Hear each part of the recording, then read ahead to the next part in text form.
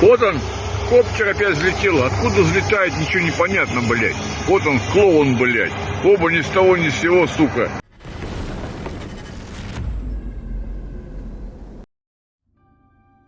An operation by Ukraine's security service using first-person view FPV drones smuggled deep inside Russian and hidden inside trucks has hit 41 Russian heavy bombers at 4 airfields across the country, a source in the agency told the Kyiv Independent. The operation, codenamed Spiderweb, and a year and a half in the planning, appears to have dealt a major blow to the aircraft Moscow uses to launch long-range missile attacks on Ukraine's cities. The SBU first transported FPV drones to Russia, and later on the territory of the Russian Federation, the drones were hidden under the roofs of mobile wooden cabins, already placed on trucks, the source said. At the right moment, the roofs of the cabins were opened remotely, and the drones flew to hit Russian bombers. The source said one of the airfields hit was the Belaya Air Base in Russia's Irkutsk Oblast, more than 4,000 kilometers from Ukraine. Olenya Air Base in Russia's Murmansk Oblast, the Diaghilev Air Base in Ryazan Oblast, Ivanovo Air Base in Ivanovo Oblast were also targeted. Currently, more than 40 aircraft are known to have been hit, including the A-50, Tu-95 and Tu-22M3, the source added. The SBU later reported that the drone operation caused approximately $7 billion in damages and disabled 34% of cruise missile carriers in key Russian air bases. The agency said that more details will be revealed soon. Also, they vowed to continue to drive Russian forces out of Ukrainian territory. We will strike them at sea, in the air, and on the ground. And if needed, we'll get them from underground too, the SBU said. A video provided by the source shows what appears to be a row of heavy bomber aircraft on fire at one of the air bases. Unconfirmed videos posted on social media show FPV drones being launched from trucks parked near the airfields. Irkutsk Oblast Governor Igor Kobzev later confirmed a drone attack on a military unit in the village of Sredny and said the source of the drones was a truck. Murmansk Governor Andrei Chibis later confirmed that enemy drones have attacked the territory of the Murmansk region, but gave no further details. Later on June 1st, Russia's defense ministry acknowledged what it described as a terrorist attack on the 4 air bases and said several units of aircraft caught fire at Murmansk and Irkutsk. Ukraine has long struggled to target the Russian bombers used to launch mass missile targets against Ukrainian cities. As Moscow has kept them out of range of weapons, Kyiv has developed itself, as well as those supplied by its Western allies. The use of FPV drones in such a way would mark just the latest stage in the ever-evolving and still relatively fledgling world on drone warfare. The attack was also likely highly cost-effective. FPV drones can be bought for just a few $100s each, but the cost of 41 heavy bombers runs into the billions.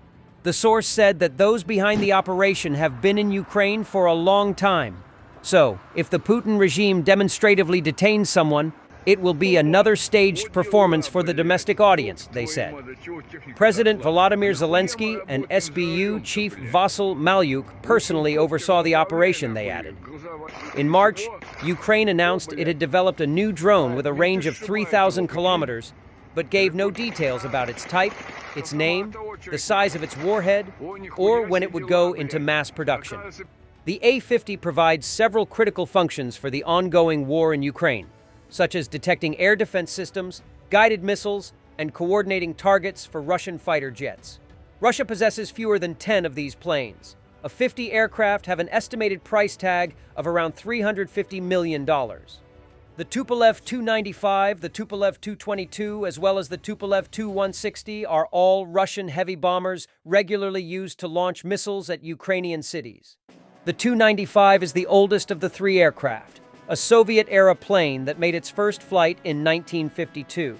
It was originally used to carry nuclear bombs, but has since evolved to launch cruise missiles. Each aircraft can carry 16 cruise missiles, either the KH-55/KH-555 or the newer KH-101 and KH-102 air-launched cruise missiles. It features turboprop engines rather than jet engines, as during the Cold War, their increased efficiency allowed it to fly all the way to the United States without refueling. The Tu-22 carries the KH-22 missiles, which pose a particular problem for Ukraine. It is supersonic and travels at around 4,000 kilometers per hour. Currently, it can only be shot down with the US-made Patriot air defense system and potentially the SAMPT, a joint Italian-French system. The Tu-160 is Russia's more modern strategic bomber, entering service in 1987.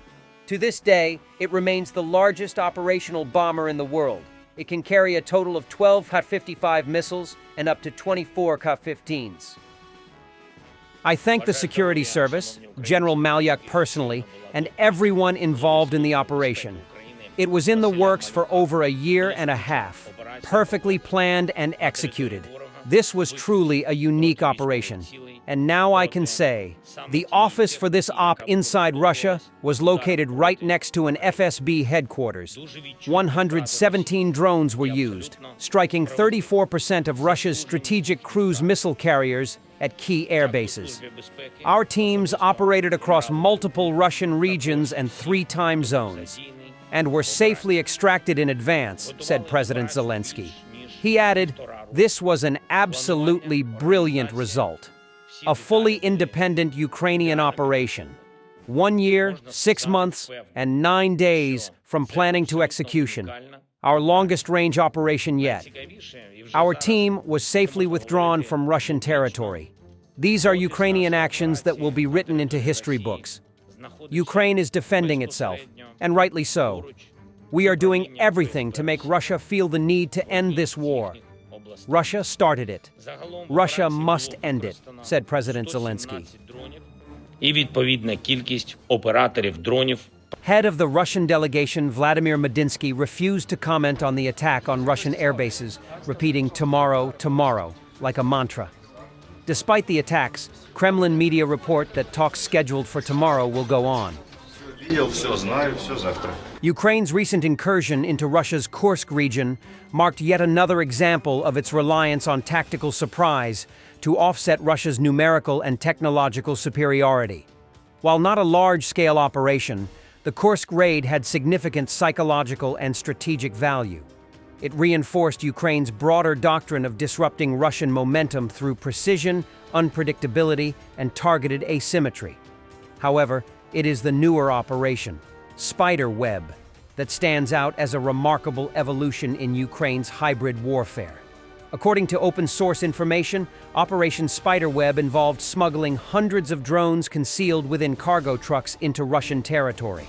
These drones were then launched in a coordinated assault, striking at least 4 military airfields and reportedly damaging or destroying over 40 Russian aircraft, including high-value strategic bombers such as the A-50 airborne early warning aircraft, Tu-95, and Tu-22 long-range bombers. If these reports are accurate, the operation represents a rare and sophisticated intelligence and logistics achievement under wartime conditions. From a military tactical perspective, Spiderweb may be remembered as one of the most effective deep penetration sabotage operations of the 21st century. It represents a brilliant fusion of reconnaissance, subversion, and precision strike capabilities, executed in enemy territory. Its long-term impact on Russia's strategic aviation could be substantial. Aircraft like the Tu-95 and A-50 take years to replace, and even longer to manufacture in significant numbers. The loss, therefore, is not only financial, measured in billions, but also structural, reducing the operational readiness and strategic strike reach of the Russian aerospace forces for years, possibly decades. Strategically, this aligns with Ukraine's overarching approach since the beginning of the war. Former Commander-in-Chief Valery Zaluzhny, and now his successor Oleksandr Syrsky, have embraced a strategy based on targeted tactical shocks. The Kharkiv counteroffensive, the liberation of Kherson, the use of HIMARS, maritime drone attacks on the Black Sea Fleet, and deep strikes like the one in Kursk. These aren't isolated stunts. They are part of a methodical effort to create localized overmatch and gradually erode Russian advantages, not through sheer force, but through smart warfare. This latest drone operation comes at a critical time. Russian forces are attempting to regain the initiative through renewed offensives in Sumy, Kharkiv, and Zaporizhzhia. By hitting air assets deep behind the front lines, Ukraine not only disrupts Russia's military tempo, but delivers a powerful psychological blow. Just as in earlier stages of the war, Ukraine's response isn't always to meet force with force, but to destabilize, delay, and drain. In summary, Operation Spiderweb may not shift the war overnight, but it demonstrates Ukraine's increasing ability to innovate under pressure. It shows the value of brains over brawn in modern warfare, and could become a case study in asymmetric conflict for years to come. Thanks for watching, and don't forget to subscribe. Also, if you want to support Warthog Defense, please become our member and get early access to new videos, exclusive members-only videos, and become administrator in comment section. The membership link is in the description. Rescues every day. We had a guy last week at 6 rescues in 6 days. You know, he's doing the job every day.